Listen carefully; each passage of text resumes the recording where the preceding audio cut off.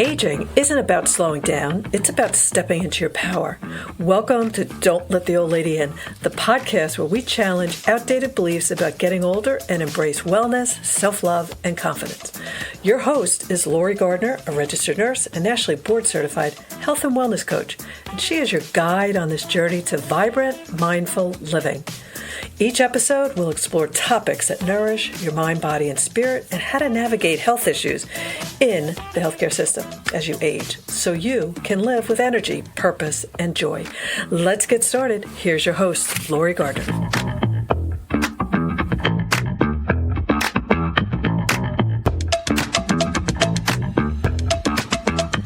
Welcome back to Don't Let the Old Lady In. I'm your host, Lori Gardner.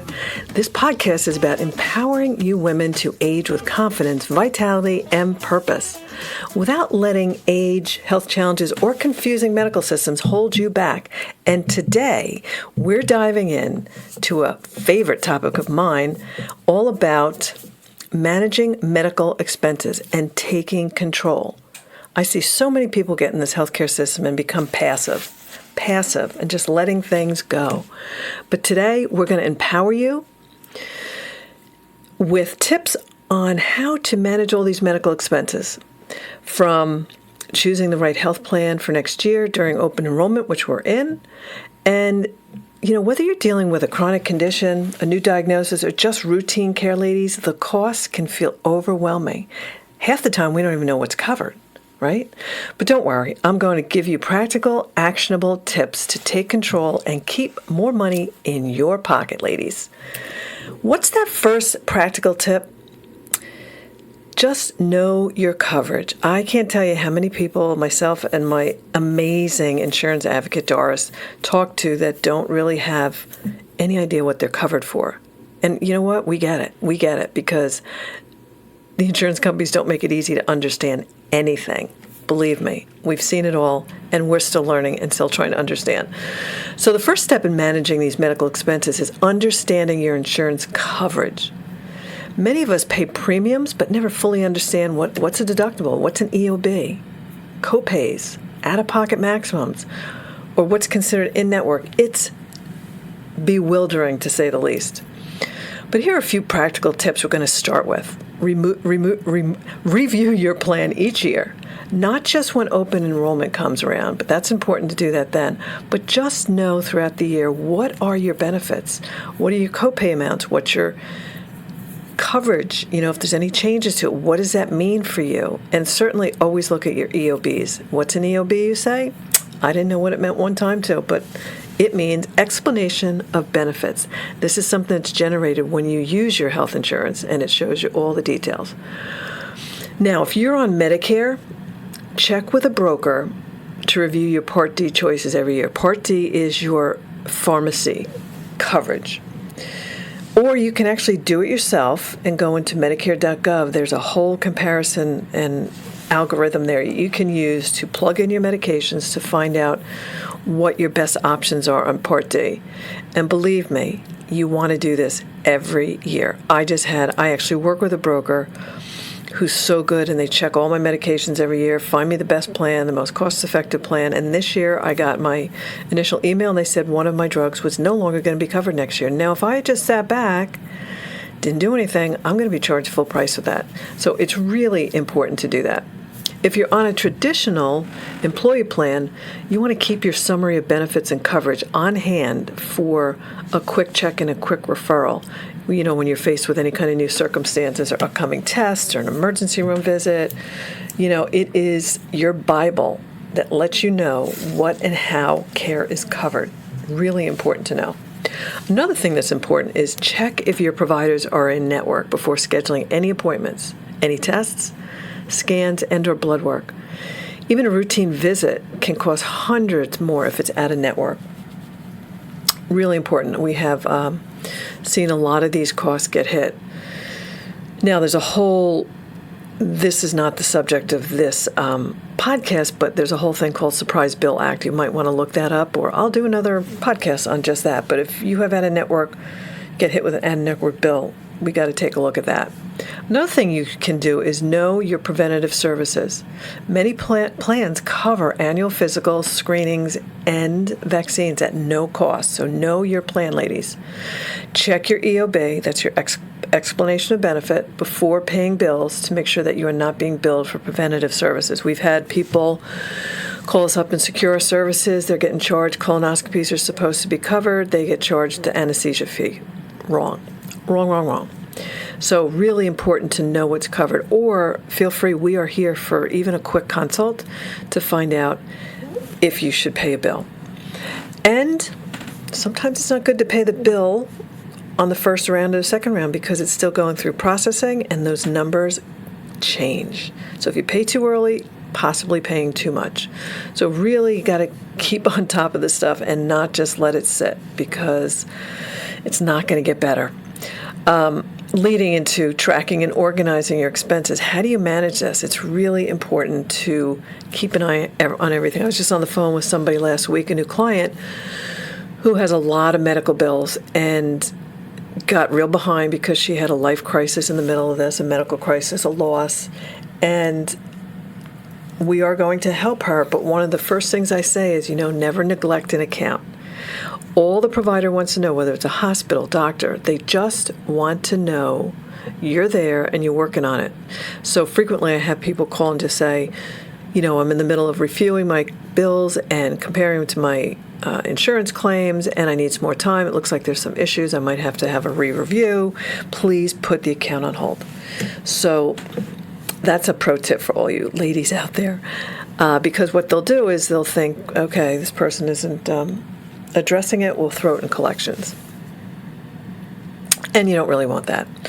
So track your medical spending either by whatever system works for you, but create a system for you, whether it's keeping a folder with a file system or keeping a spreadsheet of the bills or, another place for your receipts, another place for your explanation of benefits. Or, the explanation of benefits can be from your portal. If you have an insurance portal set up, you can access your EOBs there.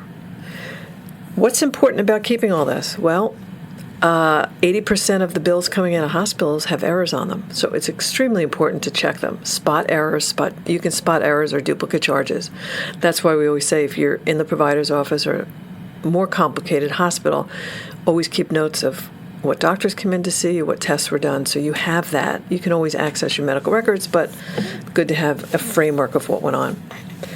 It's also important before you secure services to compare costs between the providers or the pharmacies because there's different costs out there everywhere. So you really do have to be a comparative shopper with your health care. Also, if you know you're going to have some upcoming very expensive treatments, it's a good idea to budget for them. And sometimes just keep some money aside. Some people have an HSA, an FSA. Those can actually really help with your costs as well. I know. This is also overwhelming. I know. I hear you because I talk to people almost every week that are just overwhelmed. And it's not easy to understand all this, but I can assure you, if you are empowered and on top of these bills, you could be in for some big savings. If you're not, you could be in for some unforeseen expenses. So pro tip, ask for itemized bills. You'd be surprised how often errors happen, and catching them early can save you hundreds. Oftentimes you'll get a bill from the hospitalization and it looks like an itemized bill. Chances are it's not, because on a detailed bill you're going to see everything that happened every day, medications, nursing care, all of that. So definitely go and do a thorough check of that. Now, what about negotiating and using other sources? Did you know you can sometimes negotiate medical bills? Hospitals and providers want to get paid, and many have financial assistance or payment plans available. Don't be afraid to ask for a payment plan with zero interest, discounts for paying cash up front. They have charity care programs that oftentimes people can qualify for. In the case of scans, images, X-rays, MRIs, CAT scans, check your options to have them performed at different centers. prices can differ between hospital settings, freestanding clinics, and specialty radiology providers.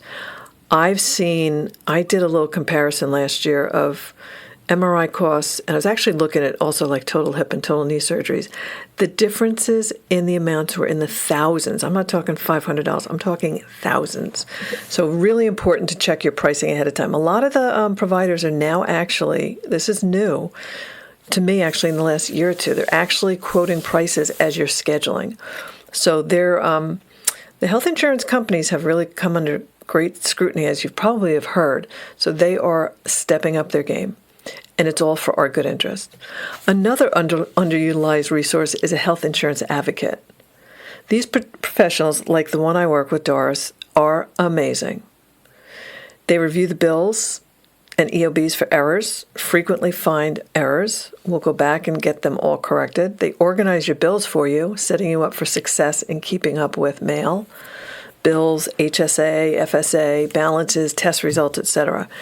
And oftentimes, what I think we're most proud of is we've done a lot of this work for clients, Doris has, and what we really like to do is empower them and educate our clients, get them set up with a system, educate them so they have their folder or their process set up so that they can go forward without us, and they are empowered and educated and can move forward without us. But it's a really good service that some people underutilize. And a lot of times we get calls when it's really late in the game and they end up spending more money on us, more money on bills, and we want to avoid that for all of you.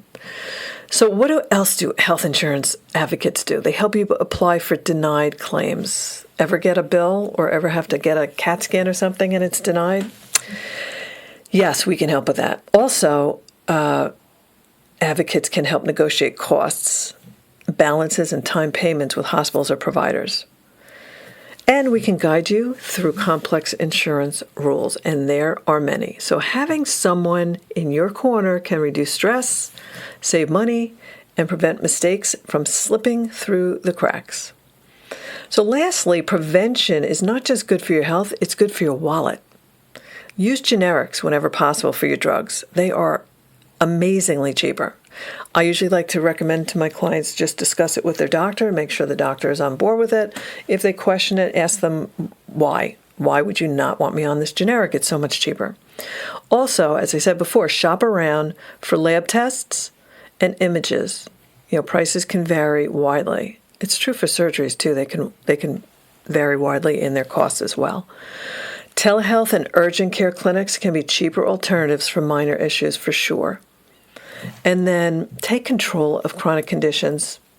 I'm all about, mind, body, spirit, wellness, lifestyle changes, but you can take control of chronic conditions with improved diet, exercise, and medication adherence. That way you can avoid complications down the road and save thousands. I just took a client, and I'm so proud of her. She's in her 80s, and she's got type 2 diabetes. She's had it for a while.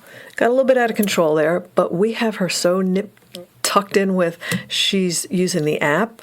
She's got a glucose monitor that I've taught her how to get on her arm.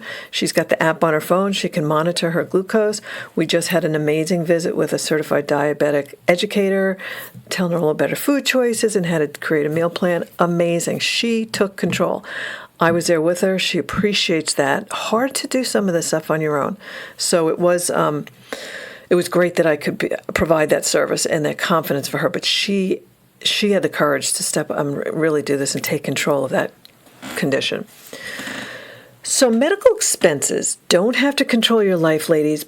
By knowing your coverage, tracking expenses, and negotiating bills, leaning on us as your advocate, you can save money and reduce stress. If you want help navigating the healthcare system or reviewing a complicated bill, reach out to us and my insurance advocate. We're experts at cutting through the confusion and helping you get the care you need without overpaying. So remember, aging well is about empowerment, and managing your medical expenses is a huge part of that. Thanks for listening today, ladies, to Don't Let the Old Lady In podcast. Don't forget to follow me and add some comments or questions even on the podcast platform. I really appreciate your follow, and if somebody else needs to hear this. Please share it with them. Call us if you need. We're here to help. And that's a wrap on today's episode of Don't Let the Old Lady In. Remember, age is just a number. Your mindset, energy, and passion are what truly define you. If this episode spoke to you, don't keep it to yourself. Share it with a friend. Subscribe and leave a review so we can continue this journey together. You are strong, vibrant, and unstoppable. Until next time, keep living boldly, loving yourself fully, and most importantly, don't let the old lady in.